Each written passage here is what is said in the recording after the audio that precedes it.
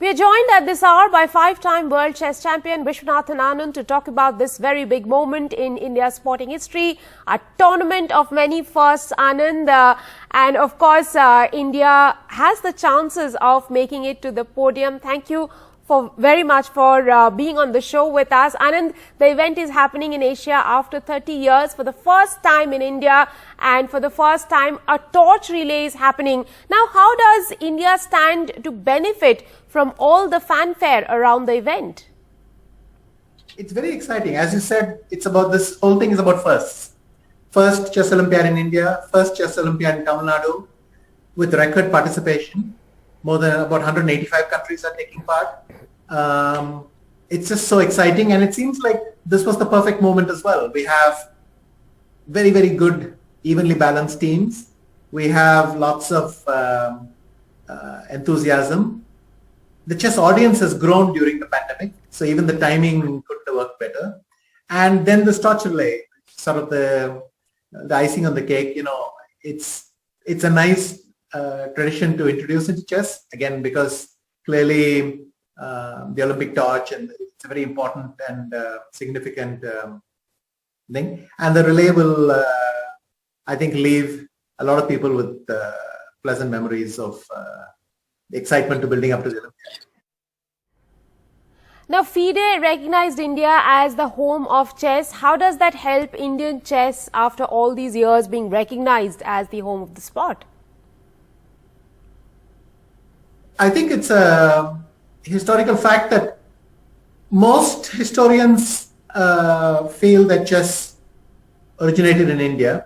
Obviously, these are not things you can prove, but the consensus seems to be that it's most likely home. And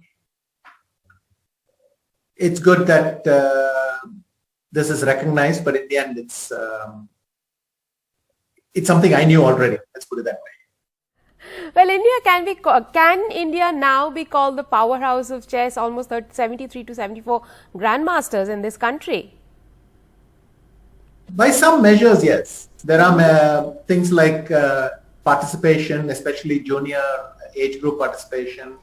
I mean, we bring our sheer numbers to it, and it's very, very popular amongst parents to get their kids involved in chess, and it's a very healthy thing. And by participation and so on, we are very, very big. There are other measures by which we have to catch up. But organizing the Olympiad is a fantastic way to start. I mean, this is one of the biggest events in chess that we were lacking, and now we're going to have it here. That will automatically bring us to one of the top of the organizing countries. And hopefully then we will have more tournaments, more big events, and eventually I hope more and more players in the top 10. Vishy Anand, you returned to top 10 after 32 months, but what really kept you away from playing the chess Olympiad?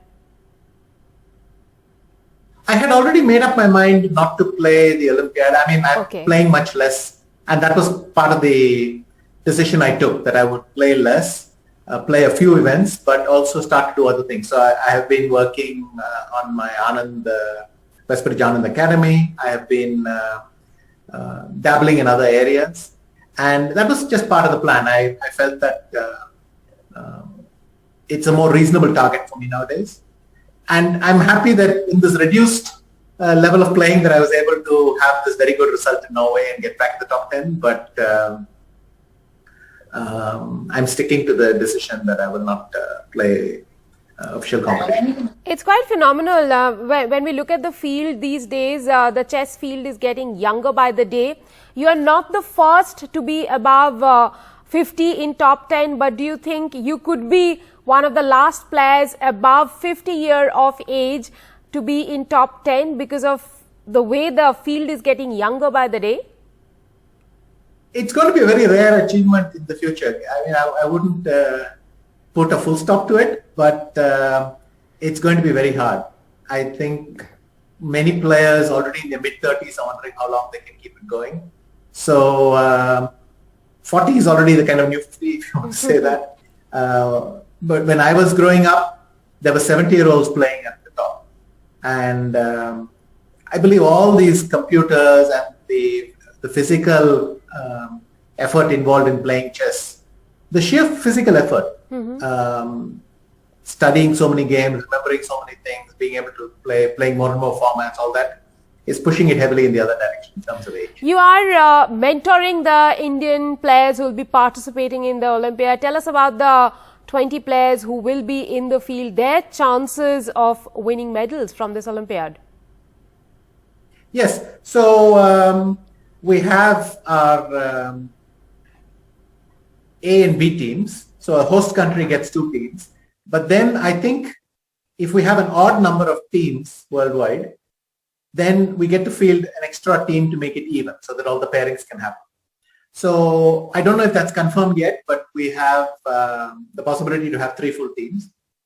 Same for the women. And what is nice is that we didn't have to create a special category called juniors or something like that. The juniors made it on ranking into the top 2 teams. So we have, I think, 5 and 5 roughly in the top 2 teams. Players below the age of 20 and players above, which is a nice kind of symmetry there.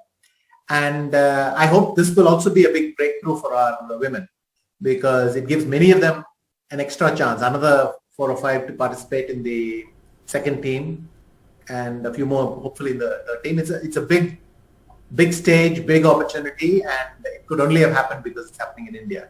So I'm hoping that both our men and women shine this time. Now, Anand, I'll have to ask you about one special player, Pragya. He's the 3rd Indian to have beaten Magnus Carlsen. With the way he has evolved, do you see him as the next Viswanathan Anand from India? He's had a spectacular year. Basically what happened is that he impressed with his performance in online events, and therefore he got invited into the Carlsen Tour. And what that has done is that he was expected to be one of the participants producing a good result.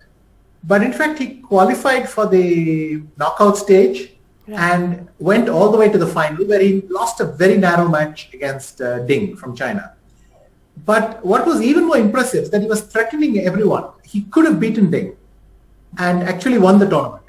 So people stopped seeing him as a junior and see him as someone who is now able to take on the best. And the effect it has had on him is he no longer feels that everything he does is a surprise. He feels this is how it should be. And I think that confidence is coming to him. Now, you'll still have to work very hard to do this, but that confidence helps, because knowing that believing something is possible is the big thing. And he's done phenomenally in this. He has beaten Carlsen twice, which is again something very few people have done. He's beaten him twice in this tour. He had a sensational performance, and now he's participating in the whole tour. So he gets to play the top 8 players in the world month after month after month. And in fact, right after the Olympiad, he'll be traveling to Miami for a tournament, again with the world's top. So a lot of doors are open for him, and it must be a very exciting time for him. But he's grown as a player, and I'm very excited about his prospects. It's fabulous to see how uninhibited he is, given that he's so young. Now, coming back to the field for the Chess Olympiad, 20 players from India, your prediction for medals? We have a good balanced team, like I said. Only the US team outranks India and by the way, every other team in the world. So the US team is a ranking favorite on every single board. But leaving that aside, we are competitive against every team in the world. And I see no reason why we cannot win 1 or even 2 medals. But nothing assured. I mean, the Olympiad will be played day to day, and thanks to certain other trends, like the use of computers in preparation, there are even teams that are lower ranked than us, we're not going to blow away. So it will take a lot of effort and motivation, but I think these are the 2 most motivated Indian teams in a long time. So the conditions are perfect, and I'm optimistic. Well, it's a very interesting point that you make. The computers have made the games between the higher ranked and the lower ranked teams very, very close in this upcoming Chess Olympiad. We'll of course keep forward, we'll keep looking forward to that tournament. For the first time, it is happening in India. It is a tournament of many firsts. Thank you very much, Viswanathan Anand, for joining us on the broadcast.